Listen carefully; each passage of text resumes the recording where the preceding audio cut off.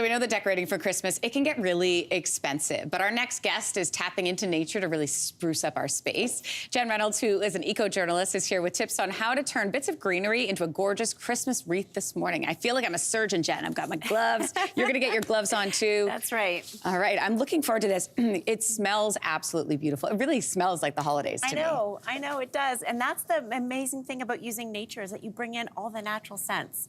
Plastic things don't have that same appeal. 1000%. Okay, so where should we start? We should start in the garden. So that's what I did is I was pruning my shrubs. I was pruning the junipers and the spruces, just the tips off the end of them. And then that's the greenery that we have for the wreaths that we have today. Okay, so you've got the greenery and then what?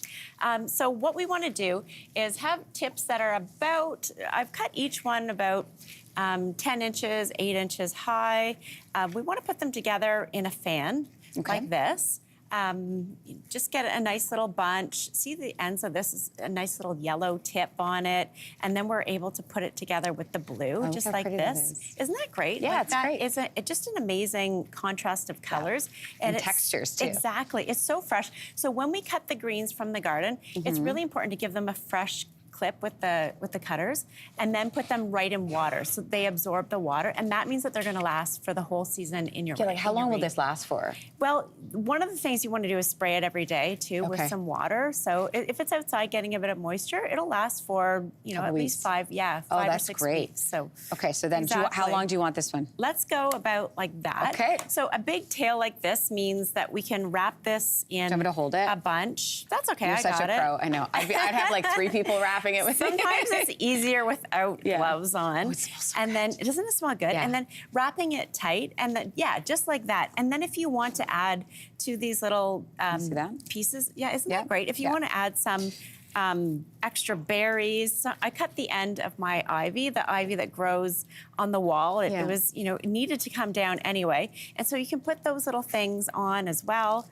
Some little feathers that you collect. Isn't that so pretty? Isn't that great? Basically just walk around. You can go to the ravines, anywhere you are. Where exactly. You walk, right? I mean, foraging responsibly. So, I mean, don't hack down your neighbor's tree. don't decimate all the berries out of the forest because the animals want those too. So you leave a tail. Definitely, yes. Okay, and then what? And then we're going to move over to our wreaths over here. And now this is yours, Lindsay. So we have a grapevine wreath here.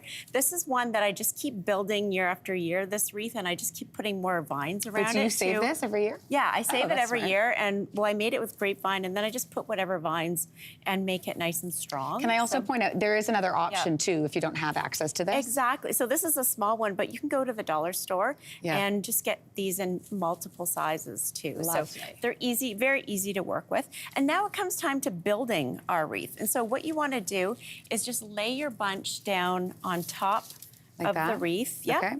Exactly. And then we're going to roll around? Exactly. Well, we're not going to roll around. The wreath is, okay. Twine it around, and that's why, yes, having these long tails is really important because you want to get it nice and tight. The bunches are going to get a little bit looser as they dry out. So they're nice and fresh now, and the stems are nice and full. So that means giving it a really nice tie on the back of it. Like this means it's nice and secure. And then I just leave the tail until we sort of get to the end. And then you want to layer the next one on top. Just like this. So, look how pretty that is. Exactly. Oh, that's awesome. We're fanning it out. And each bunch, each wreath is going to take about, the size that you have is about 16 inches. So this wreath will probably take about 8 or 10 bunches to fill it all together. I'm going to bring out the big one. So this is what we'd be working towards, right? That's right. Oh, that's sharp. The one. I just took my head in. It is awesome though, and it's honestly, it smells so good. And it's free because it's all the things that you have at home, and it's no waste too, so you can redo it again next year or compost it. So great. All good for the earth. I love that, Jen. Thank you so much. Great ideas. Look at what you can create at home. I'm going to be doing this. Absolutely.